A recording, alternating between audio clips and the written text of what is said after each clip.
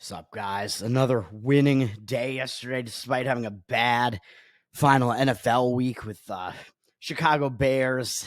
They they were somehow still live to cover that number, even though they probably shouldn't have been. Green Bay definitely outplayed them in that game, but there was a chance Chicago could have gotten in the back door there at the end as well. They did not lose by that much. They could have covered that three. They were within the number for a while. It was a very low-scoring game, so ugly game. Unfortunately, that one did not get there. And the Chargers, just give me a break, man. I don't even know how the Chargers can suck that bad. The Chargers got into scoring range numerous times and couldn't come away with any touchdowns in the entire game. They scored all field goals, 4 field goals, and they wound up not even winning the game, even though they did have the lead by 2 right near the end. And that was after they were down like almost to the goal line. It looked like they were finally going to get a touchdown and finally win and cover right at the end there. No, they get the field goal to take the lead, and then they allow like a 40-yard run by Blaine Gabbert somehow right near the end. This Chargers defense is so bad. I don't know how you can't even stop Blaine Gabbert from running that, having a huge run play on like one of the most crucial drives. Like, can Gabbert even run? Like, can he even move anymore? I have no idea what that was. Unbelievable. I hated that.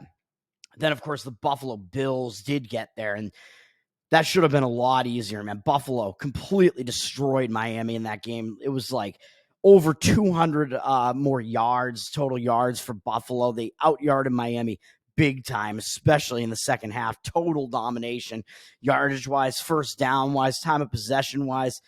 It was all about the turnovers, man. I think Buffalo was, -2 or either -2 or -3 in turnover. I guess they were -3 in turnovers until Miami's final drive, maybe something like that. But Buffalo, they just kept getting into the red zone and into scoring range and not scoring at all. They had 4 trips inside the Miami 30, I think, and 3 of them into the red zone, scoring 0 points combined on all those drives. Absolutely ridiculous. Their defense played well and held Miami's offense in check, and they were driving down the field easily against Miami continuously throughout the game and coming up with nothing. I think it was the first drive they had of the game. They marched downfield easily, and what do? Josh Allen throws an interception in the end zone after they got down really close to the goal line. Interception. They don't score. They wind up going down 7-0 a little while later instead. They got down to probably inside the 30 and a little while later and threw another interception in the end zone on a 4th and short play where maybe they should have called a different play, but even so, throwing it away again and coming up with no points again. And then the drive to end the first half was the worst one where you're down 7. You're at least going to get 3 to at least build some momentum going into the half. They crushed their entire momentum with what they did at the end of the first half there. Absolutely insane. Where they just terrible clock management. I don't know what they were doing. They did have one play to the sideline, which was fine to get closer. Okay, you're going to have an easier field goal attempt. You have 11 seconds. So what do you do there? You have no timeouts left. You take one shot at the end zone. That's what you do there because you're down, I don't know, inside the 20 at that point. You should take one shot at the end zone. If you don't do anything, then you kick the field goal. Obviously, that's what makes sense. What do? No, Josh Allen throws it across the middle of the field, short of the goal line, and they get tackled like inside the 1-yard line. No timeouts, can't stop the clock, so they score 0. Down like a foot away from the goal line. They don't even score at all, where they could have at least had 3. So instead, they go into the half down 7 still, instead of down 4 or potentially even tied. So that crushes any momentum they could. If they just scored a field goal, they would have had momentum going into the half, but no momentum. And then in the third quarter, I think they had another red zone trip where Josh Allen got sacked and fumbled it over, and they didn't score again. So it was absolutely ridiculous how many times they were in scoring range and came up completely empty just because of bad mistakes. And then luckily the game swung a little bit when they had a punt return touchdown that kind of swung the momentum of the game back, and then they were able to win. And then even towards the end there, they still almost didn't do it after Buffalo actually took the lead for the first time in the game, finally, near the end there. They had that one final drive of theirs that could have ended the game if they got one more first down. I think essentially Miami was running out of timeouts. Buffalo went for it on fourth down, and Josh Allen kind of leaped over the line of scrimmage, and then I think the ref stopped his forward progress too early because he was still pushing forward. He was not down. I don't know. I don't think his forward momentum had been stopped yet, and I still think it looked like he might have gotten the ball across the line, and they spotted it a bit short. I thought it was a bad spot. Spotted it short, and the ball goes back to Miami again with over a minute left.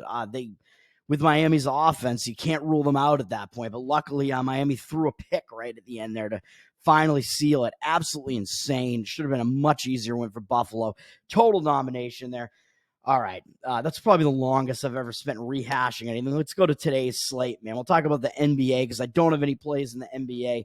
I will mention that probably the closest that would be to a play would be Rockets Heat. I would lean to the Heat here, but the Heat are down from 4.5 to 4. They have 62% of the tickets, but 93% of the cash on the Heat. So the Heat do have the cash discrepancy. I do think it's warranted because I think Houston is in a worse spot out of the two. And when I first looked at this, I said, Houston's in a bad spot. I'm going to look to go against them because they're playing a third game in 4 days, a fourth game in 6 days, and actually a fifth in 8 days, all in different, or not all in different cities. All the rest of these games are at home, though, but so not all in different cities at all, but still. They just won against Milwaukee 2 days ago. That's a big win. You just beat Milwaukee, and now you have to go out on the road. I think when you have a great game at home like that, having to go out on the road is kind of a momentum disruptor. It's not really what you want to be doing. They won 3 of their last 4 games at home as well, though, against Detroit and Brooklyn. Who cares? So I'm looking at this, and I'm saying, well, Houston's in a letdown spot. They just beat Milwaukee, and now they have to leave home after that. That's not really what you want to do. But then I looked at the Miami side of things, and I'm like, oh, crap. Miami's returning home from a Pacific Coast road trip. There was a 5-game road trip starting on December 28th that went out to the West Coast. So even though they did lose the final game on that road trip badly to Phoenix, they lost by quite a bit to Phoenix, double digits. And they do have an extra day off. They have 2 days off coming back home. I don't love the spot for Miami because it's a return home from Pacific Coast trip. I just can't get there with Miami. And they do have Oklahoma City up next, so I don't know if they'll have one eye. Looking forward to that rather than on Houston, who's kind of a middle-of-the-road team. I don't know. So it's tricky. I just can't quite get there with it. And then you do have Bulls, Hornets, and Celtics Pacers are actually both in zigzags. The Bulls just won at home against the Hornets, I believe. Now they're going on the road to the Hornets. The Bulls are up from 4.5 to 6.5 with 89% of the cash and 87% of the tickets on them. So I don't know about the cash discrepancy being on Chicago, but I can tell you that they are going to be the public team, and they just beat the Hornets somewhat easily at home as 8.5-point favorites, and now they're laying 6.5 on the road. I don't know if there are injuries involved or if that's just a reaction to Chicago having beaten them in the game prior, but 6.5 seems a little bit too high. It seems like it should probably be more in the vicinity of 5, somewhere in that range. So I think the line's probably a little bit too high in Chicago, but I don't think I can really get there on Chicago.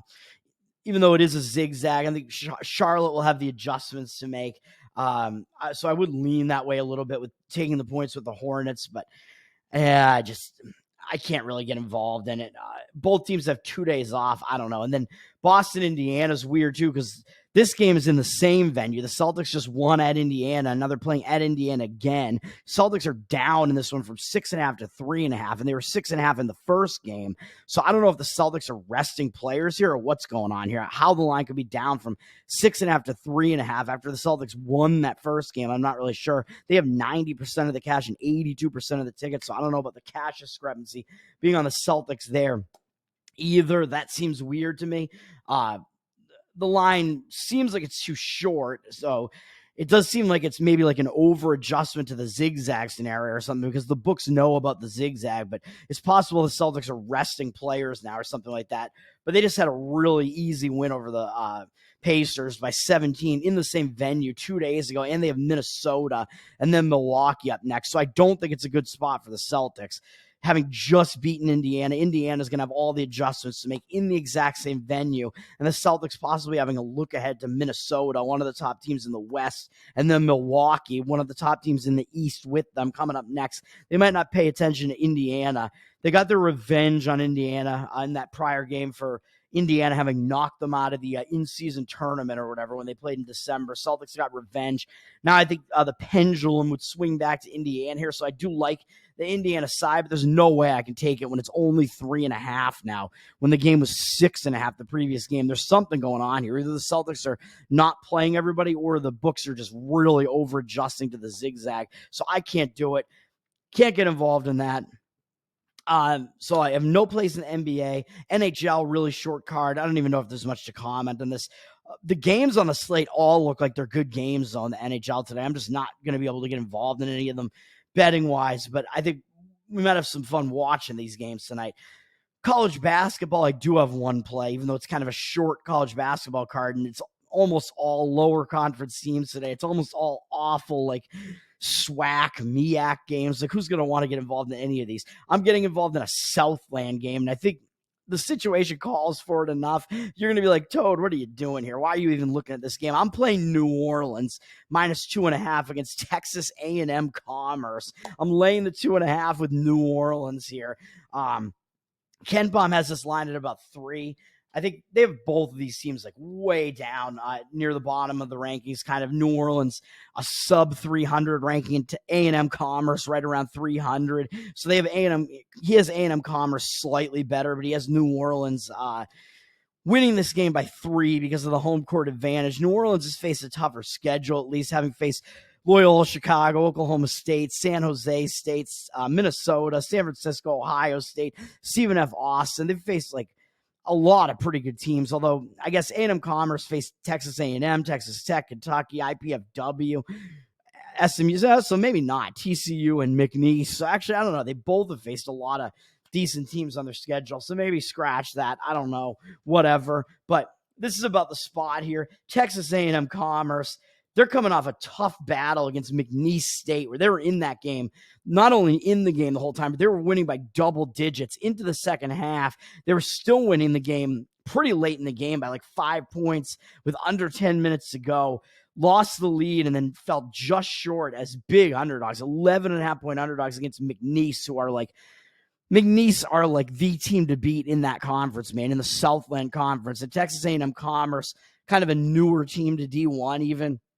They played a good game, man.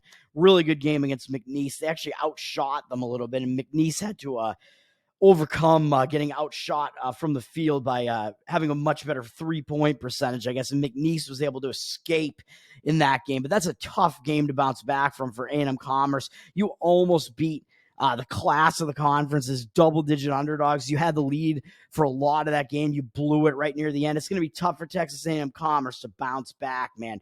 Meanwhile, they're going into New Orleans. People are going to look at this and actually say, well, Texas A&M Commerce has a slightly better record than New Orleans too, right? So I don't know if the public's going to look at this game at all, but they're going to think the team with the slightly better record getting points might be the way to go here. I don't think so, even though Texas A&M Commerce is probably a slightly better team here. New Orleans is on a 3-game losing streak, and in their last game, they lost to Southeast Louisiana. I think Southeast Louisiana might consider themselves to be the little brother to New Orleans there in southern Louisiana there. I don't know, but I think New Orleans is kind of, neither team is really good at all, but I think New Orleans probably has earned the right to be like the slightly bigger brother in that scenario. And New Orleans lost the game to Southeast Louisiana. I think the line was a close game. I think New Orleans might have been a small favorite in that game and wound up losing to Southeast Louisiana. I don't know, something like that. That was not great for New Orleans there. Southeast Louisiana, I don't even know where Ken Palm has them ranked, actually. He has them ranked a little bit above Texas A&M Commerce, so I don't know. New Orleans is probably a very small favorite in that one as well. But they lost the game, and they were coming off a bad blowout loss to Stephen F. Austin and a bad blowout loss to Ohio State before that. But it's Ohio State, man. And Stephen F. Austin's not that bad either. So I think nobody's going to really want New Orleans here. They're on a 3-game losing streak, haven't played well, but 2 of those games are to teams that are definitely better than they are. And then they lost to what I think we would consider probably a littler brother to them. I think it's a spot for them to bounce back. And I think A&M Commerce, most importantly, is in a really bad hangover spot here after giving it all they got to try to beat McNeese or the class of their conference there and falling just short. A&M Commerce might not have that much left in the tank after that. Going to New Orleans, it's probably not going to be that easy for them to have to do that. I mean, neither of these teams are that good, but having to go out on the road, it's going to be difficult to do. I'll lay the short price with New Orleans here, so that's what I'm doing there. And remember that Texas A&M Commerce, when they came really close to McNeese in that game, McNeese was off of that big double-digit upset that I was on over Michigan. McNeese was coming off that game, so McNeese was actually in a letdown spot against Texas A&M Commerce. They were coming off that huge double-digit upset win over Michigan, like their big win of the year, a legitimizer, beating like a Big Ten team. So McNeese was in a bad spot there. So I think that helped. The spot helped out Texas A&M Commerce in that game and made them look a little bit better than maybe they are, and they gave it their all and fell just short. So I'm on New Orleans, and then I am on the college football championship game, man. I can't get away from it. You have Michigan up from 4 to 4.5, but sitting around 4.5 all week, 62% of the tickets and only 53% of the cash on Washington. So Washington has the public action here, and the cash discrepancy is more on the Michigan side, but Washington has the majority of tickets and cash, but less of the cash and the tickets. So this is what you like to see, man. A slight amount of reverse line movement on the Michigan side, the public on Washington, and less of the cash on Washington, but still all the majority of it is on Washington.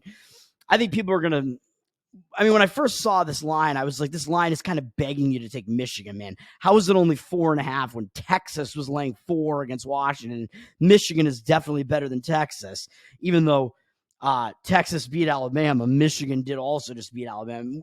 I think we know Michigan is the better team than Texas. How is Michigan laying almost the same price that Texas was? This line looks like it's begging you to take Michigan. I thought it was maybe the books like inviting public action, and we're gonna get a load of public action on Michigan because Michigan just beat Alabama and people thought Alabama was gonna win that game or whatever. I faded that sentiment and I was on Michigan, fading the public sentiment. But I think what's actually going on here is that the books know that actually the public actually wants the better offense here. They think Michigan looks ugly. They've been winning ugly. They don't like Michigan's offense not really being a scoring machine. They love Michael Penix Jr., man. He's got Junior Penix energy, though. No, I don't know what he's got. Penix, they know that this Washington offense is one of the most prolific passing offenses, and that's what the public likes. And they're like, oh, you're going to be giving me points and giving me an underdog price? The public loves that. So I think the books actually knew that the public was going to come in on Washington. I actually thought that the opposite might happen, and I was not right about that. I should have known. The public loves offense, man, but I thought that they might think that Michigan is the better team or realize that Michigan's the better team because Michigan just beat Alabama and not put as much stock into Washington beating Texas, but they love the offense. They want the team that can score more, and I think they're going to say, you're giving me the team that can score way more points and you're giving me points with them. How can I not take Washington? How can I not take the team that scores against the uglier offense? Well, I got to fade that, man. I like defense. I like better defense. You know that I do, even though we're laying points here with Michigan. The line is short, man. Like I said, one thing that I knew the whole time was this line at 4.5 is way short. I think the line should be closer to 6.5 on Michigan. Michigan is the better team over Washington, even though maybe the books have been undervaluing Washington and underpricing them because they priced Oregon as a huge favorite against them in the Pac-12 championship. That was maybe going a little bit too far, but I think they priced Texas maybe about right in that game, and Texas just didn't come through. So I don't know, man. I think something's got to give here, and I think when Washington finally runs into like the best defense that they're going to face all year, I think finally something's got to give. Even though Oregon plays pretty good defense, Michigan's got the best defense, and Michigan has a really good rushing attack, man. Their rushing attack is really good. Washington is not that good at stopping the run, and I think Michigan is going to do what they're going to be able to do. Michigan is very, very good at keeping the opposing team's offense off the field, and that's going to be what I think is going to decide this game. Like, they're going to be able to keep Washington's offense off the field, I think, with their really good rushing attack. That's what Michigan does. They're actually number one in the country, I think, in limiting the opposing offense's number of possessions by maintaining possession themselves, rushing the football, being really efficient on offense. That's what Michigan does, and they do play really good defense as well. Even though this is going to be the best offense they'll run into. Michigan, I think they're going to be able to do what they do with running the football because Washington's not that good at stopping the run. Michigan's faced better defenses at stopping the run, at least. They faced better defenses than Washington. has, although Washington's defense isn't really that bad. But this will be the best offense they face, but certainly nowhere close to the best defense that they face. So I think Michigan will be able to establish the run. They will be able to control the pace of the game, control the flow of the game, slow it down a bit, and limit Washington's possessions enough to beat them by this number. So I like Michigan. I'm going to do it. I'm going to lay the points with Michigan. The public sentiment is all on Michael Penix and that really high-flying offense. They love that offense. Penix is going to the NFL. They have a couple wide receivers who are probably going to the NFL. I don't care. I'm still going to go with defense in this case. I like it. I like the defense, and I like Michigan's rushing attack, especially. I think matches up well against one of Washington's weaknesses in inability to stop the run. So I think Michigan's going to be able to control the game flow that way. So I like it. I like Michigan, and that's going to do it for me, man. So I definitely have changed my mind on that, and Michigan is definitely the anti-public team. It's one of those like Super Bowl-esque situations there where the public comes in and sees two teams that are undefeated. They love Washington's offense. They know how good Washington's offense is, and they're going to say, give me the points with Washington. Give me the better offense there. I can get an under. They're going to be playing the underdog money line price as well. So I think you can get a short money line price on Michigan too. You can probably get like minus 190 or something in that area on Michigan. Michigan should be like a minus 220 favorite in this game, probably. Even at minus 4.5, they should be above minus a 200 favorite. And you can probably get it short of that because the public's going to be coming in and playing Washington on the money line to get an underdog price there too, thinking this game is a toss-up with two undefeated teams getting the better offense at the underdog money line price too. So I think the public's coming in, taking the points, and they're taking Washington money line. So you can get a cheap price on Michigan money line too. So I don't mind the Michigan money line play at all either. That's going to do it for me, man. Let's kick off the week well. I got 3 winning days in a row here. Let's keep it up. My 2 plays today are New Orleans minus 2.5 in college basketball, and Michigan in the national football title game minus 4.5. Let's do it. Playing the money line, I don't mind either on Michigan. So let's get it done. Peace. Have a good day.